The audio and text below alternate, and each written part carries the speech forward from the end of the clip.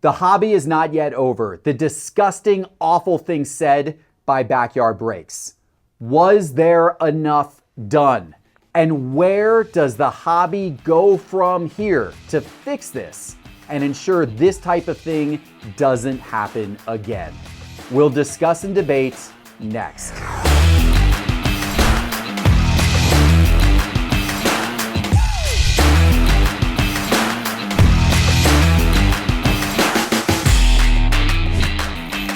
Hello, sports card investors, and welcome to another episode of Cards on the Table. Teapot, Carter, thank you guys for joining. I know we got some stuff to talk about today, some heavy stuff with this Backyard Break stuff.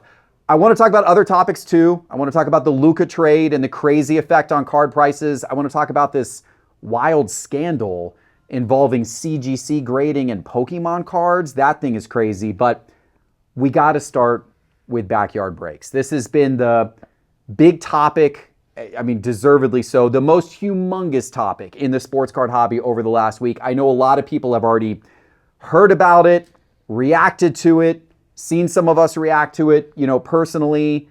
But it's such a significant story that we need to continue to talk about it today. And I also want to talk about where we go from here. I have some thoughts. I want to hear your thoughts. How do we fix this? Because this is awful. This is awful. And the more that I hear reaction from people to what Backyard Breaks said, and the more in particular that I hear from women, from mothers in the sports card hobby, the more upset I get. And frankly, the more I feel like I didn't react strongly enough out of the gate. I have had a mother with 3 daughters contact me, tell me that she had been planning on going to the National this year and taking her daughters, and she does not want to go if anyone from Backyard Breaks is present. And she is asking me if I know if the National is going to let them come or not. That's one person, but I think it's symbolic of how many are feeling in the hobby right now. And there has been a push in the hobby. How can we be more open to women? How can we become more diverse? How can we become more inclusive? How can we be more open to kids? How can we get more daughters, not just sons, but daughters in the sports card hobby? And what was done, what was said on Backyard Breaks live stream a week ago feels like it set all of that back. Progress that has been made for the last couple of years feels like it has been set back. I want to talk about this. I want to hear your thoughts. For those who haven't been following the day-to-day, Whatnot has suspended the Backyard Grant account where these comments were said. They were said by Grant, one of the owners of Backyard Breaks, on the Backyard Grant account. That's not their main account. It's one of their accounts. They did not suspend any of Backyard's other accounts. They suspended the account where the comments were made. Some feel that's not enough. Whatnot says that's consistent with how they approach these situations. They are going to suspend the account where the comments were made and suspend the people involved, which they also did in this circumstance. And it seems like that's our resolution. There's many who want complete bans. There's many who want Backyard forever banished from the hobby. I get it. I understand it. They do have over 100 employees, which provides some complicated factor when making sweeping decisions like that. But there's a lot of anger. There's a lot of people who want more resolution than they have received, more punishment perhaps than they have received.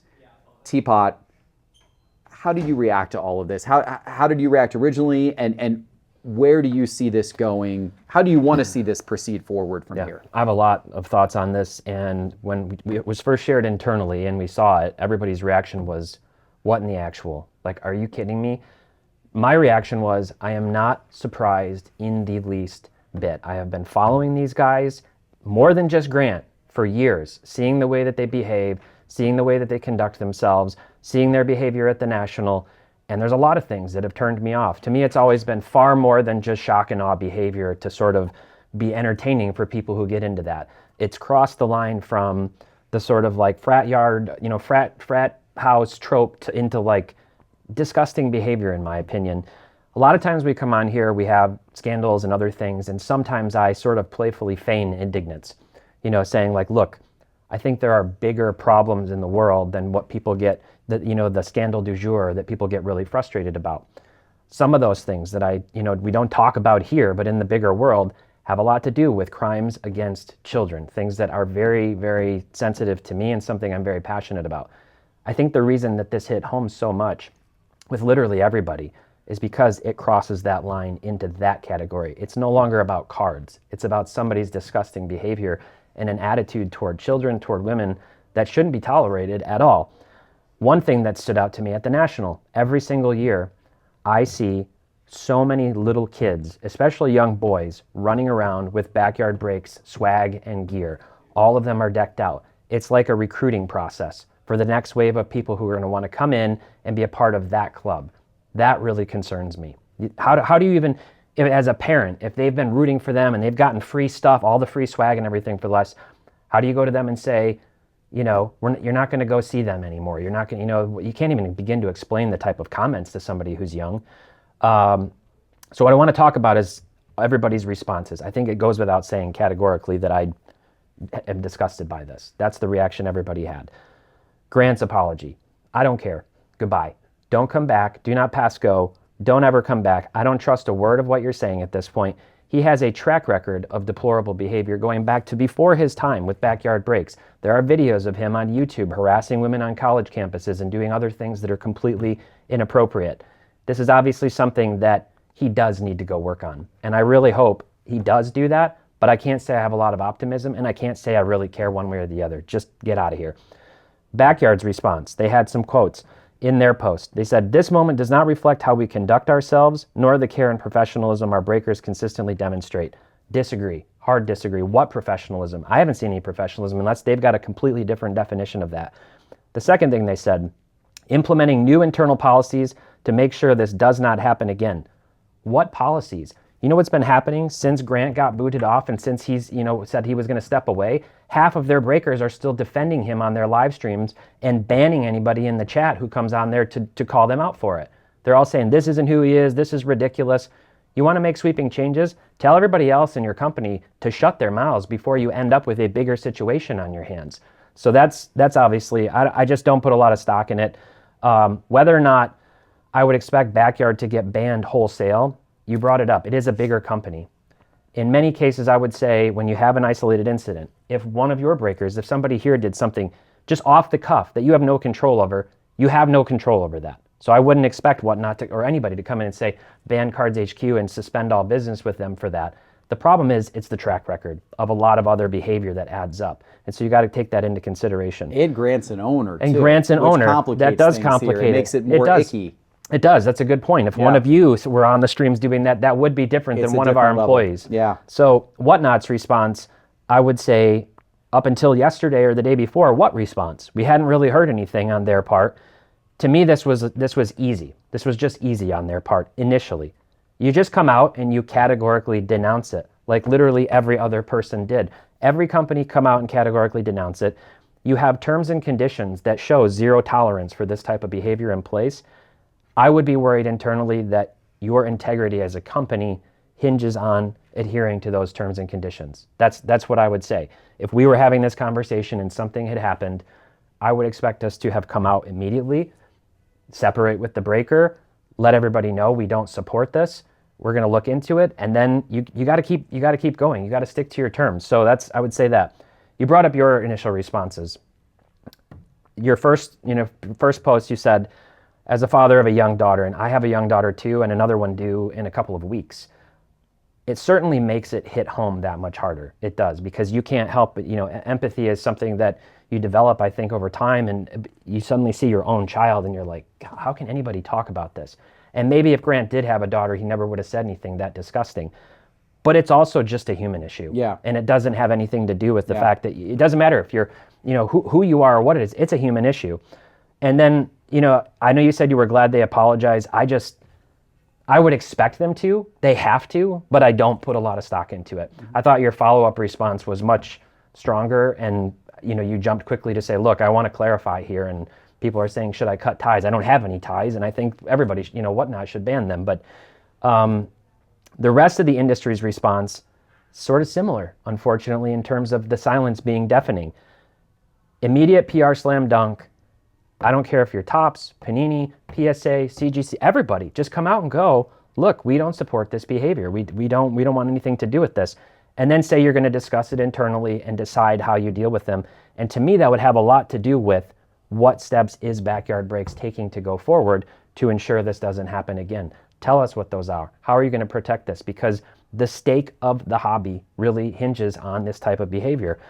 There's a playbook that exists for this already.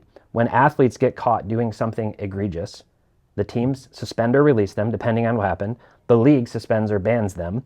Law enforcement and the courts get involved where it's necessary. And then sponsors very often cut ties. So we can think back to a lot of athletes. Tiger Woods, he lost a ton during his scandal. Michael Vick lost a ton. Deshaun Watson lost a ton. John Morant lost a ton. Big name. Never mind all the other smaller peanuts, Kareem Hunts and Ray Rices and everybody else's of the world. There's a lot of people who lose a lot when they do something stupid. Yeah. So I think there's no shortage, for example, of companies and new high integrity shops and other people clamoring for allocation from the manufacturers. We know they have not an unlimited supply. At least make it hurt. If you're not going to cut their full allocation, make it hurt and start saying, you know what, we're going to give some more to other people. Last thing I'll say, I think Candace Martino said, she talked about trust in a post that she made on Instagram and the importance of trust in the hobby. We know there's a lot of scammery. There's a lot of disgusting behavior that happens all the time. We talk about it. I think it is incumbent on the biggest companies to come out and say something and to help shore up and establish the trust insofar as possible. So the worst part about all this to me is that the hobby does have a short-term memory, and it wouldn't surprise me if after this, collective indignance a week from now, not that I think we should drag it out indefinitely and be harping on it, but don't forget it. Yeah. Don't forget it, because this stuff does matter. And to the people who are still considering going and patroning them and supporting their behavior, I don't have a lot. I don't know why you would. Well, and to that last point, right? Like, we can all sit here and hope that other companies in the hobby would make statements, or that, whatnot would do more maybe than just ban the one account. We can hope those things would have occurred, but we don't have control over that. Yeah. The one thing we do all as members of the hobby have control over is who we choose to watch and where we spend our money. That we have control over. Yep. I hope that there is a, segment of their customers who have rethought their support for the company. And look, if Backyard does do the things they said they were going to do in their statement, then maybe they earn all that trust back. I don't necessarily need them to forever lose all their customers if they actually step up to the plate and make positive change and do the right thing. Will they do that? I have my doubts, just like you have your doubts, because of track record. Yeah. Time will tell. Consumers in the hobby ultimately can vote with their wallets and can dictate behavior based upon where they're spending money. And I hope that a lot of people think about that and take that responsibility that they have seriously. Carter, your thoughts? I mean, last week when this happened, I was absolutely heartbroken that this happened in our industry and angry. I mean, the fact that the things that were said, even someone could think of, is just appalling, disgusting. It's infuriating. It's infuriated so many people that I love, that I care about in this industry. And you've really seen the passion on social media this last week, haven't we? For me, the track record's important, like you talked about. But it also, for this specific situation, it doesn't matter. If whoever would have said this, it doesn't matter. Track record, doesn't matter their past. This thing was way too big to overshadow any track record. They could have the most perfect track record in the history of the world, and this would have ruined them. I'm disgusted. We talked about, or you guys are dads. I'm expecting a daughter later this year. To even think of that way of my unborn daughter, it makes me emotional, makes me disgusted. I really, really hope that this hobby continues to push forward the effort that they have this last week. around, calling people out. It's true that there is some short-term memory in this hobby. I don't think there'll be short-term memory around this. And I hope this actually pushes for further change around short-term memory. There's a lot of things that have happened in this industry. There's companies that are still operating in this hobby that should not be. There's companies that have been scamming. There's companies that have said bad things on streams and videos, on social media. They're still operating. They're still being successful. They still have support. Yeah. I hope this changes that narrative, because if we want to 10x the hobby, we need more positives, because the negatives push people out. I want as many people as possible to attend the National this year. I don't want one person to not attend the National because the backyard's going to be there. Yeah. Like, we need everybody there. We need the whole industry. We need the whole country there. So overall, I think this is going to push greater change for us in this industry.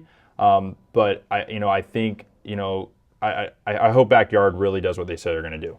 And I don't trust that they will, but I really do, because I think we need positive companies in this space. And I think the only way to become positive, become better, you got to learn. I'm trying to think of solutions going forward, and there is no solution for what they said other than to get them off. I do think we're going to see coming out of this a commitment from certain breakers, certain live streamers, certain content creators, that their content, their breaking, their live streaming is family friendly, right? We strive to do that here at Cards HQ. I would like to see a platform like Whatnot, like Fanatics Live, actually rate content creators the same way that a movie would be rated. I want family friendly, GPG, parental guide, and then you want your backyard breaks. That stuff can go on channels that you got to be age verified. You got to consent, knowing what you're getting into when you get into that stream. That's the I think the channels that you get greeted with when you come into a Whatnot app or Fanatics Live app should all be channels that at first are they're family friendly, right? You got to opt in to see the other stuff. And the family friendly channels should take a pledge, should have a code of conduct: no profanity, no political discussion, no sexualization of women or discussion about any topic related to that on the channel. Certain things of that nature, right? That breakers, content creators can opt into, and then if they agree to that and they adhere to those rules, they're classified as family friendly, and then they get first and foremost promotion in the app. That's what I think they should do. I've made that suggestion to Whatnot. I will continue to push that suggestion. I think that would be a step forward. It doesn't solve or excuse what happened here, but at least it would, when this type of thing happens again, and hopefully nothing quite this disgusting happens again, but at least would help assure that there's not kids in the room listening, which I'm sure there were. Yeah. At least it would assure that. And at least it would assure that anybody who's not ready to hear that type of thing, who doesn't want to hear that type of thing, doesn't have to hear that type of thing, because they're not greeted with Backyard's channel as the #1 recommended channel when they go into the app, because they've got the most sales and have had the longest track record and all that stuff that boosts them up in the algorithms, right? So I don't know. It's just one solution. I would love to hear from you out there what your thoughts are, what solutions you might have. Please let us know in the comments. This is a topic that hopefully, we don't have to talk about another egregious situation like this again. But I also hope, as both of you guys said, I hope the hobby doesn't forget. This is one that should not be forgotten.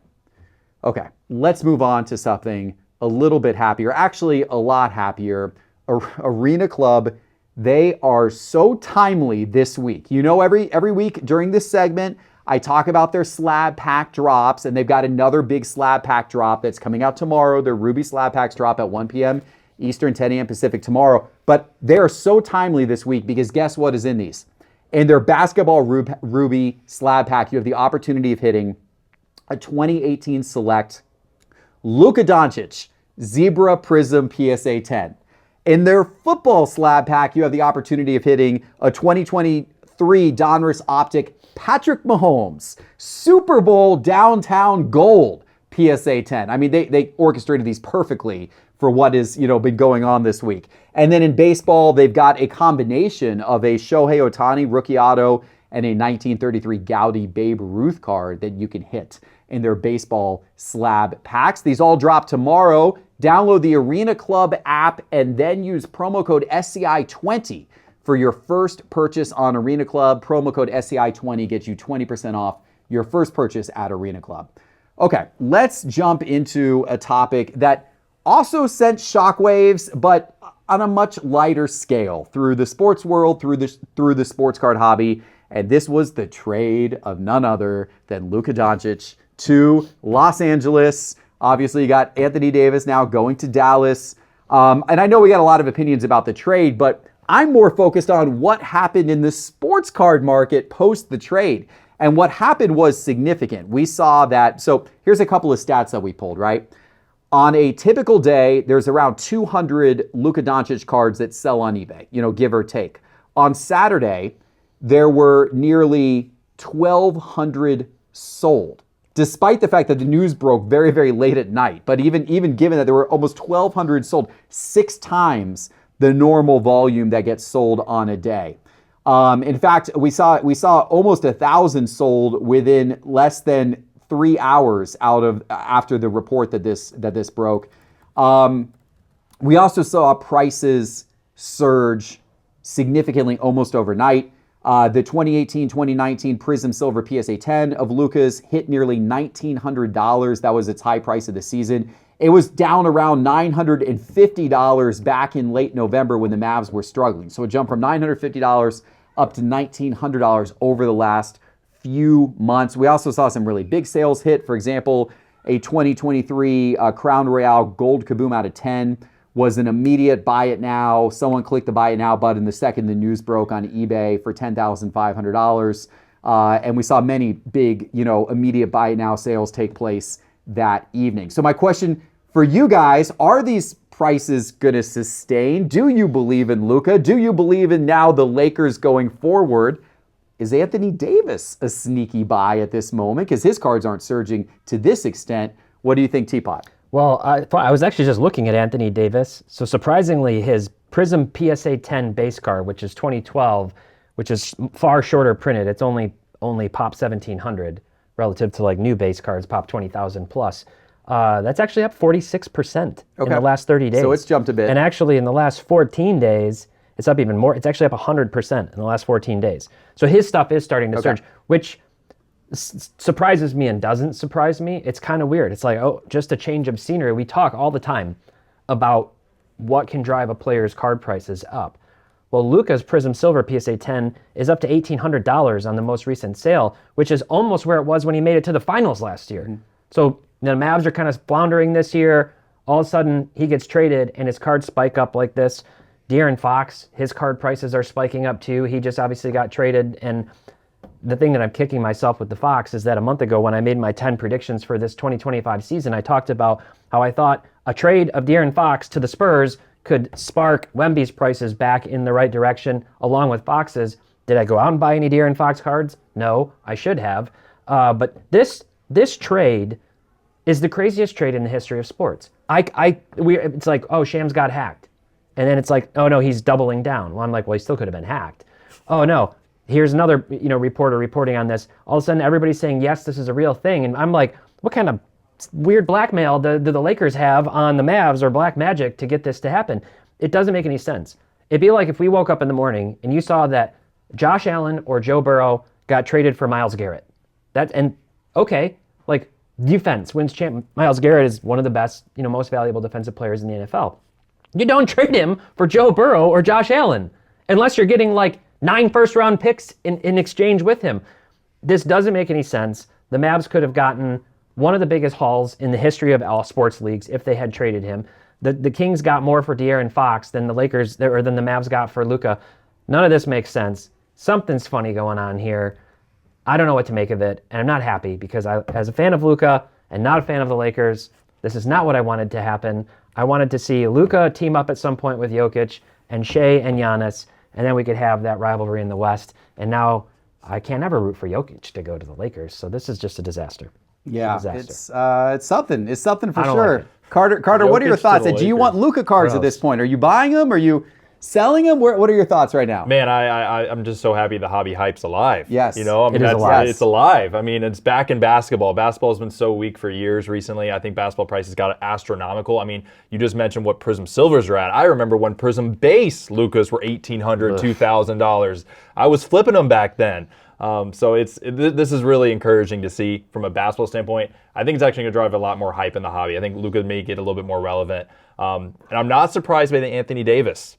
I've seen a lot of people be brutal about the Anthony Davis going to Dallas, and is he really going to help? He's the healthiest he's been. He played 75 games last year. He's only missed 5 games this year. He's known for being in street clothes a lot, but he hasn't been recently, so I think he's going to help a ton. He's incredible talent. He's incredible. a top he's been going off this year. Player in the NBA for sure. Yeah, but so I think he's actually going to help Dallas be better now. Now, the trade's ridiculous because it's not about now always. It's about the long term. You're going to trade a 25-year-old superstar, the face of the NBA, for one player. Really? You know, that's all you got? I mean, it's just absurd. And not even try to shop him around to other teams. And you're going to trade him within your own conference. You're not even going to try to push him to the East, for then he's on the opposite side of you. Like, I mean, and it's just absurd. We have Luka Doncic and LeBron James on the same team. Yeah. That's pretty wild. On the same team. Yeah, we can't spread out the wealth a little more. Come Right. on, NBA. Like, well, I mean, that's pretty wild. I mean, last week, if somebody asked me about what's the Lakers' future, you know, I mean, it's about now, and they're not good enough now. I mean, Anthony Davis and LeBron, like that's really all they got. You got Austin Reeves, like that's not a future superstar or anything like that. He's good, but I mean, from a value standpoint, these LA teams drive a lot of hobby value. Yeah. You know, the Dodgers, right? The Angels were very good for Ohtani, right? Just going to the Dodgers made it even better, right? But the Lakers is just such a prominent franchise that's going to add so much value to any superstar that goes there, regardless of, you know, if they're 25 or they're 35. So this is exciting for the hobby long term. So I'm definitely, you know, I feel good about Luka cards long term. I think this is a little bit of a bubble. You can definitely expect it to go down to an extent, but I could see prices getting back to this point, especially if they're successful here in the short term. Next up, Giannis for Isaiah Hartenstein. Let's make it happen. The West Coast Card Show is next week, not this weekend, but next week. You're heading out to that, right? I am. Better bring some Luka cards I know. with you. I don't know if we have any out there. Yeah, but, they're probably you know, already sold. They're probably already sold. Yeah, we're probably underpriced. But you know. Speaking of card shows, changing topic for a little bit. This weekend here in Atlanta is Collecticon. If any of you happen to be anywhere in the Southeast U.S., get to Atlanta for Collecticon this weekend. It's an amazing card show. And here at Cards HQ, we are hosting the official trade night for Collecticon Saturday night. We are also going live on Sports Card Investor, this channel, Saturday night for Trade Night Live. We will be live on this channel from 5 to 8 p.m. Eastern Time. You will want to check that out no matter where you are in the world. It's going to be a great show. Okay, let's jump into the next topic. Another big scandal. This could have led the show most weeks if we didn't have Backyard Breaks even doing dumber stuff.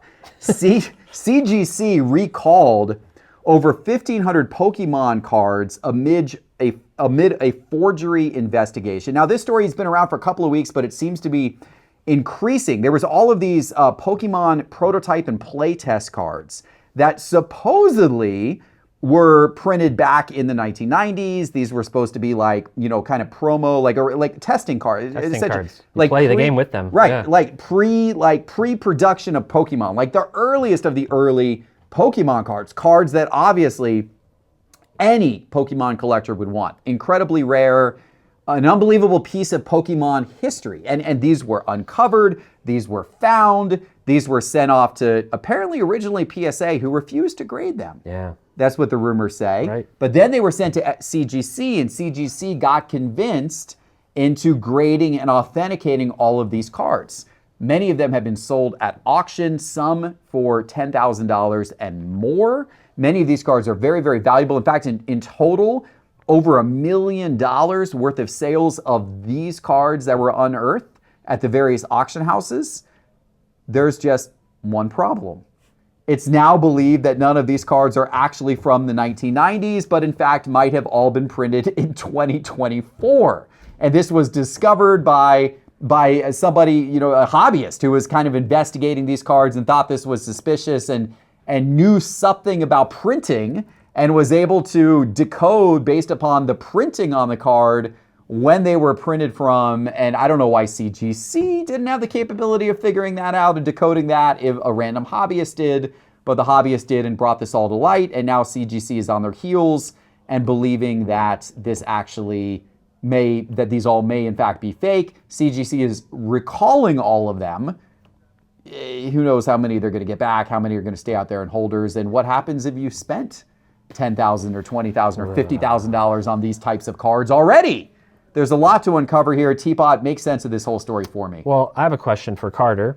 If I walked in the door with a complete set of pristine condition 1998 Skybox Star Rubies, would you just, and they were all ungraded and all in great condition, would you go, oh yeah, we're definitely interested. Let me just go ahead and buy these without grading them? We would go the process to try to grade. We've actually paid for grading submissions and type cards. But for you would customers want to like know, and I mean, and so got to authenticate. If that set of kabooms that you bought, 2014, were all raw and in perfect condition, and you're looking at them, I would be very skeptical. You'd be like, why haven't you gotten these graded? Like, this doesn't make sense. So to be buying these and know that they went through an authentication, program and got these great grades on them, that just is like the red flag. Like, who pulls these out of their basement or wherever they've been, walks in the door and says, I've got all these unseen cards that, aren't supposed to exist, or, we never knew where they were. And by the way, they're all still in really, really good condition. Each of the grading companies boasts having their own internal proprietary technology and software to detect frauds, to assess the age and condition, all these things. When you went and did the SGC, facility tour, they had some stuff that they could look at. I remember that big machine with the hood or whatever to look at old vintage stuff and do another layer of analysis to look for recoloring. I know that CGC has boasted having something similar. So obviously somebody out there went and said, hey, I've got some different ink testing and carbon dating stuff and whatever, and these cards just aren't that old. They're really not. It's really, really, really concerning. This is like, if you can't trust things when they've been authenticated, it's really concerning. The one thing that I do like about PSA, and we'll see what CGC does about this ultimately, if they do their internal review and they say, we really dropped the ball on this, PSA gives you that guarantee. If you buy a card for $10,000, a graded 1998 Skybox Star Rubies, and then it comes to light somebody who's an expert in detecting the frauds that were backdoored and faked over in China and all these other things, and they say, hey, this is fake, and you go to PSA and you show them why you think that, and they say, you know what, you're right, they will give you your $10,000, and then they will destroy the card. That's why they charge the premium for the different value levels, all that kind of stuff. And a lot of people don't know that, but that is why. It's their internal insurance policy to protect you as a buyer ultimately. So I hope that if that is what happens, that's what they end up doing. Make it right. It's embarrassing though. I hate to say that. I'm somebody who's rooted for all the major grading companies to get their share, to have a good competition. But PSA's got this stranglehold, so it makes sense that somebody like CGC would look at a product like this and go, this is great marketing if we can get these in our slabs and get them out into the market. It stinks. It stinks for everybody involved, including CGC. It really stinks. Yeah, I bet PSA is pretty happy they didn't grade these. Yeah. It does stink. I agree. Any other comments on this one, Carter? I mean, as an authentication company, I would never want to put my hands on anything for marketing purposes unless I'm 100% positive. For me, like them mentioning it's 0.03% of all the cards graded, I don't give a crap about that, honestly. Like, this is impacting a lot of value, right? It's kind of in relation to the first edition case that Logan Paul was trying to purchase, right? He purchased it, and then some, people online were kind of digging deeper, and they kind of found out this may not be real. So it's kind of interesting. This is kind of happening again. Obviously, this will not get as much attention because we don't have a Logan Paul type person involved in this. But this is a big deal, and I think the biggest thing that the hobby wants out of this, whenever this happens, is accountability. First and foremost. And I think CGC is really going to have to step to the plate here and really be accountable if they want to continue growing in the TCG business. It's blowing up right now. A lot of people utilize CGC for grading their cards. So it's going to be interesting to see what they do. Yeah. I think if there's a formula for success from how to handle these things when they happen. Everybody makes mistakes. Everybody makes mistakes. Businesses screw things up and whatever. You own it, and then you apologize. And so when I look at even the grading companies, I think one of the reasons why SGC has grown the most over the last year of all the grading companies, relatively speaking, one of those things I think is because when things go wrong, Peter sits behind his wooden, board desk and looks in the camera and says, "We messed up, and this is how we're going to fix it, and we're going to be better, and we still want your business."